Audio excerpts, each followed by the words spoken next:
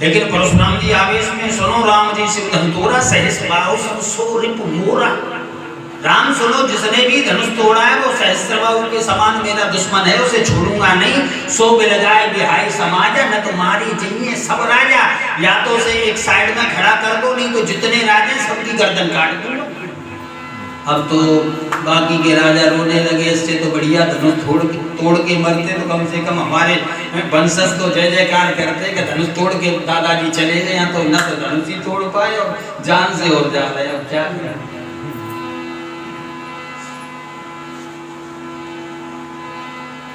एक राजा ने कहा हम तो जानते थे कि धनुष नहीं तोड़ेंगे, वैसे हम तोड़ देते, लेकिन तोड़ा नहीं। बोले क्यों? हमें मालूम कि ये टेंशन आएगी सामने।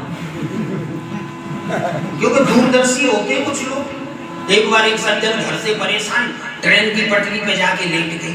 कोई महात्मा जी जा रहे थे, भाई साहब क्या कर रहे? बाबा अब जीना नहीं, लड़के सुनते नहीं, बीवी मानती नहीं, अब नहीं जीना बाबा, अब तो बस दम तोड़ दूंगा, सब छोड़ दूंगा। अरे भले आदमी, बड़े भारी मानस तन पावा, देवता तड़पते हैं शरीर के लिए, क्या खड़ा हो? बोल नहीं बाबा अब नहीं जीना, अब तो मरूंगा। और संत की दृष्टि उसकी साइड में गई तो एक पोटली इतनी सी। बोले ये क्या है? बोले बाबा कुछ नहीं। बोले बता तो सही ये क्या है? बोले रोटियां हैं। बोले ये क्यों लाया है? बाबा अगर ट्रेन लेट होगी तो क्या भूखों मरेंगे? ये दूरदर्शन।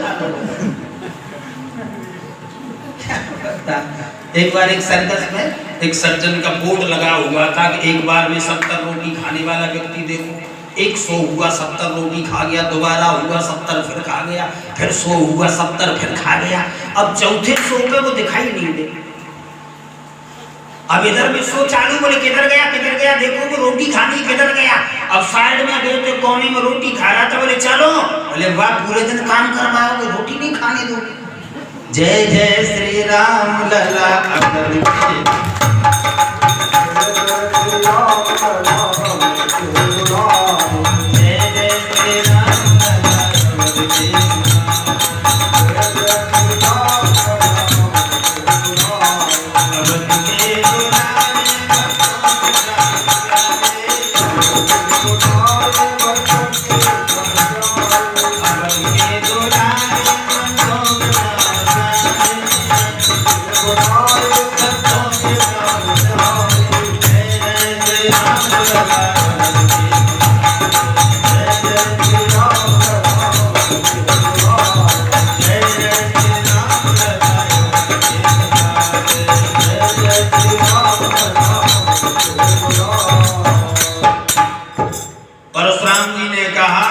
लगाए बिहाई समाजा न तुम्हारी जीए सब राजा।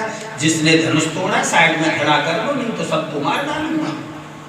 राम जी कह रहे कोई दास रहा होगा। लक्ष्मण जी बोले भाई साहब आप 2 मिनट बैठ सकते हो? बोले क्यों? बोले तुम्हारी भाषा ये नहीं समझेंगे, इनकी भाषा हम जानते हैं। बात समझ में आ रही है? क्योंकि परशुराम जी बोल रहे हैं जोश में और राम जी बोल रहे हैं होश में। और होश वाले की बात जोश वाले की समझ में नहीं आती, दोनों एक ही समझ रहे। लेकिन राम जी चाह रहे हैं कि आगे बात ना बढ़े। श्री हरि।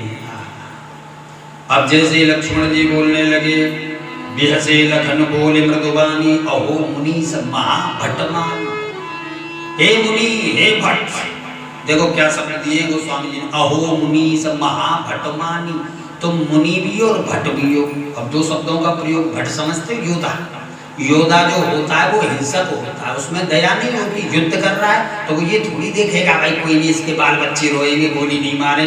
पाकिस्तान के बॉर्डर पे खड़ा है तो गोली तो चलानी पड़ेगी। अब आप कहेंगे वो दया करे, हिंसा न करे, तो ऐसा थोड़ी है। तो लक्ष्मण जी कह रहे हैं आप मुनि भी, और मुनि उसे कहते जो मनन में रहे, सतत प्रभु चिंतन स्मर्तव्यम विष्णु विस्मर्तव्यम जातु चित। तो तुम 2 कैसे हो सकते हो? मुनि भी और योद्धा भी। एक बनिए, या तो योद्धा बने रहिए या मुनि बने रहिए, तो ये क्या है?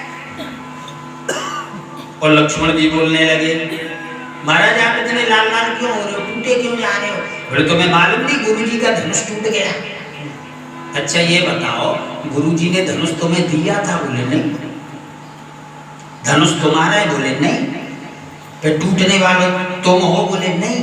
बोले जब धनुष तुम्हारा नहीं, तुम्हें दिया नहीं, तुम नहीं, तो फिर काहे को? श्री लक्ष्मण जी ने तो बड़ी मीठी चौपाई की, हाँ बड़ी सुनी, हाँ बहुधनुई तो लरिकाई कबहु न असर से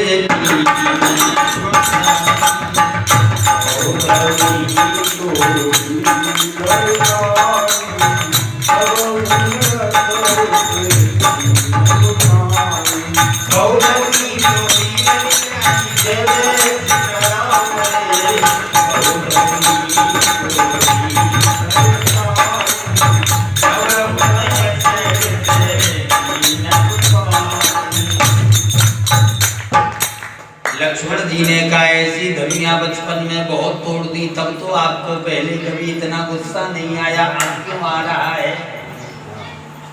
अब आप सोच रहे होंगे बचपन में कब तोड़ी लक्ष्मण जी ने धनिया। तो सुनिए, एक विजय दुआवली का प्रसंग बोल रहा हूं। 10,000 वे शिशु हते गंधर्वन के पुत्र, तिनकी धनी छीन के तोरी हती सुमित्र। एक बार गंधर्व उद्दंडी हो गए, नन्हे नन्हे से बच्चों को मारने लगे। तब लक्ष्मण जी ने 10,000 गंधर्वों से उनके धनुष लेकर के सबको तोड़ा। तब कह रहे बहुधनी तोरी लरिकाई, उन धनुषों की बात कर रहे।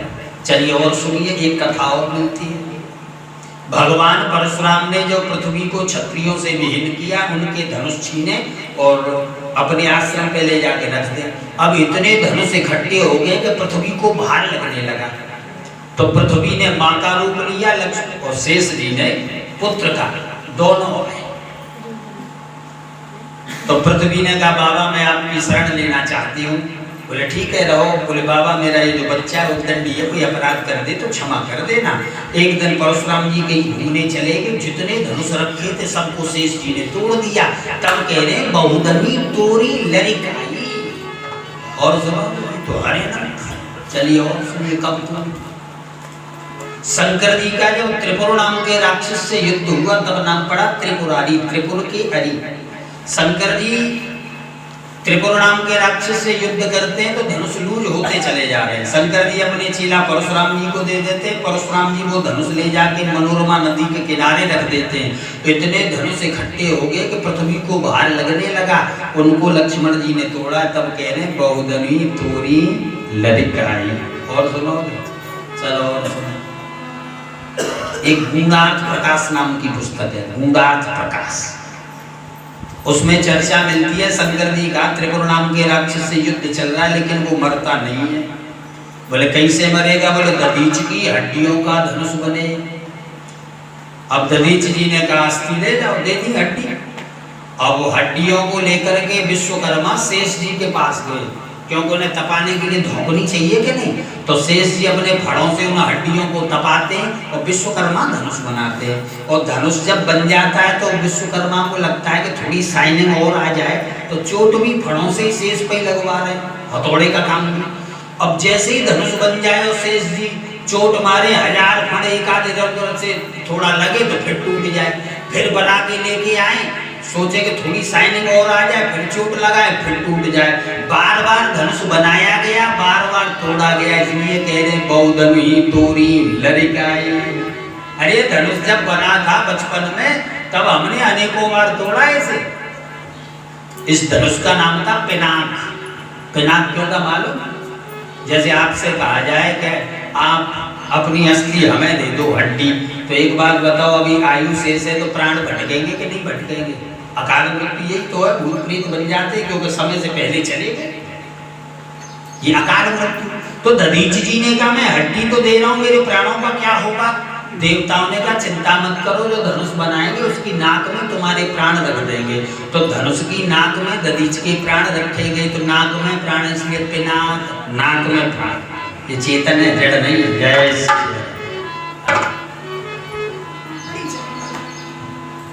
परशुराम जी कह रहे थे जानता नहीं, बड़ा बड़बड़ कर रहा है। मैंने विपुल बार पृथ्वी अनेकों बार मैंने ब्राह्मणों को दान करी है, क्षत्रियों से विहीन कर दिया पृथ्वी को मैंने कई बार। परशुराम जी से लक्ष्मण जी ने कहा तुम्हारा विराट धर्म में जीवन आपका नहीं रहा। बोले क्यों? बारीकी से देखो आप चौपाई को। विपुल बार देवन दीनी, मैंने कई बार पृथ्वी को दान कर दिया ब्राह्मणों को।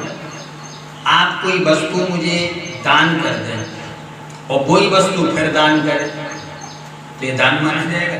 अब विचार करिए, एक बार कोई वस्तु आपने दे दी फिर बार बार उसी को देते, ये धर्म है का धर्म? विपुल बार देवन दीनी, एक बार दे दिया झंझट खत्म, फिर वही। श्री हरि बोलिए, राघवेंद्र सरकार।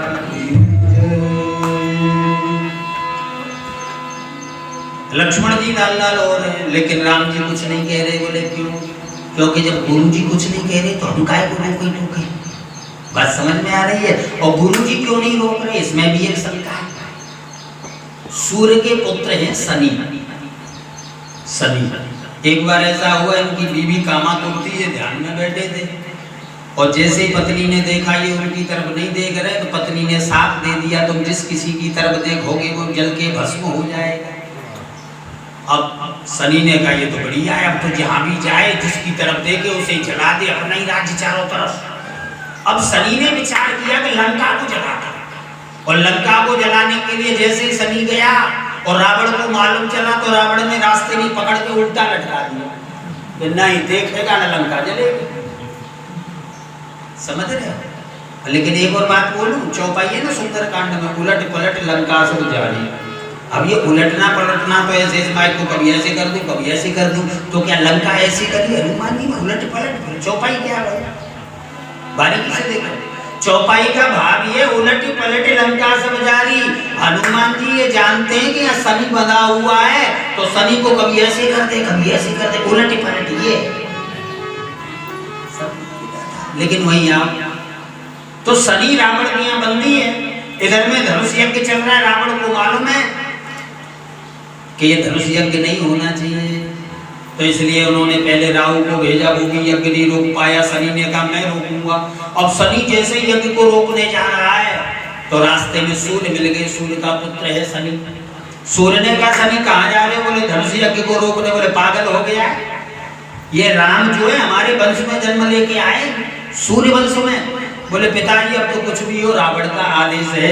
तो इधर में सूर्य में और शनि में बाप बेटे में युद्ध छिड़ गया और सूर्य को बल मिलता है गायत्री मंत्र से। तो विश्वामित्र जी ओम भूर्भुवः स्वः ये बोल रहे हैं गायत्री मंत्र, समझ रहे हो? क्योंकि उधर ध्यान ही नहीं है लक्ष्मण क्या कह रहा है, तो इसलिए विश्वामित्र जी लक्ष्मण को नहीं रोक रहे हैं। इसलिए समझ गए बात? समझ में आ गई?